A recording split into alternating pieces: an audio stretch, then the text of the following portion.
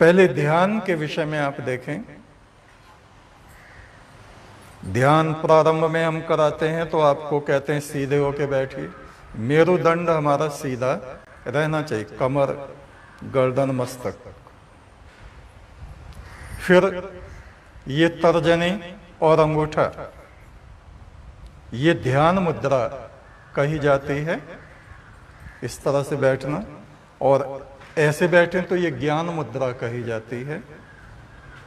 ध्यान मुद्रा में अक्सर बैठकर ध्यान करते हैं। कुछ तपसी ज्ञान मुद्रा में भी बैठते हैं।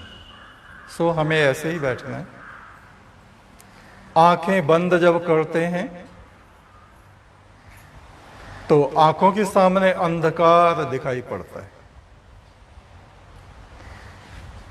और अधिक ध्यान से देखें तो अंधकार में भी एक प्रकाश जैसा,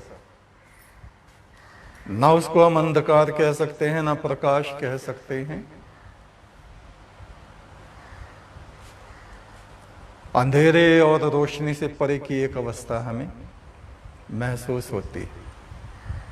उसी में हम ब्रह्म ज्योति का ध्यान करते हैं। प्रारंभ में कल्पना करते हैं कि हमारे सामने मस्तक में एक दीपक जैसा आत्म ज्योति झिलमिल झिलमिल कर रही है। ऐसा श्रवण शक्ति, जो हमारे कान हैं,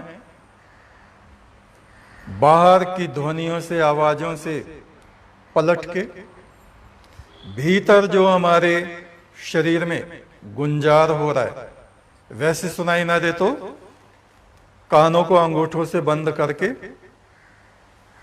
भीतर जो झाएं झाएं झाएं झाएं होती है, इसको अनहद नाद, नाद माने ध्वनि, और अनहद माने जिसकी कोई हद नहीं, और अनाहत, दो प्रकार के नाद होते हैं ध्वनि, आहत और अनाहत।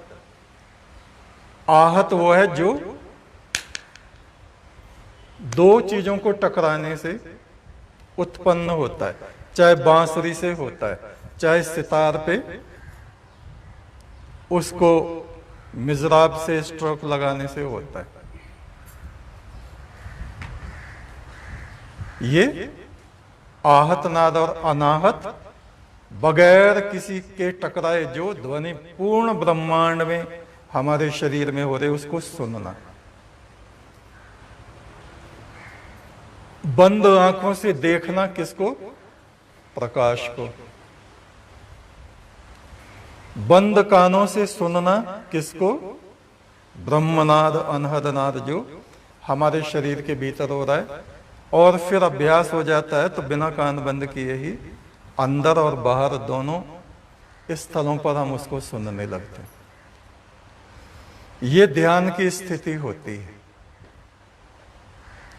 इस ध्यान का अभ्यास बढ़ते बढ़ते बढ़ते क्या होगा?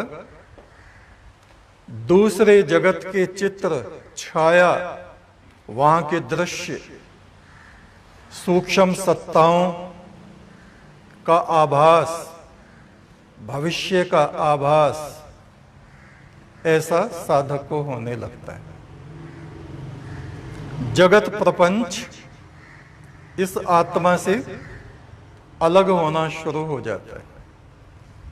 परम ब्रह्म की किरणें इसमें अवतरित होने लगती हैं। तो ध्यान का हमें यह लाभ होता है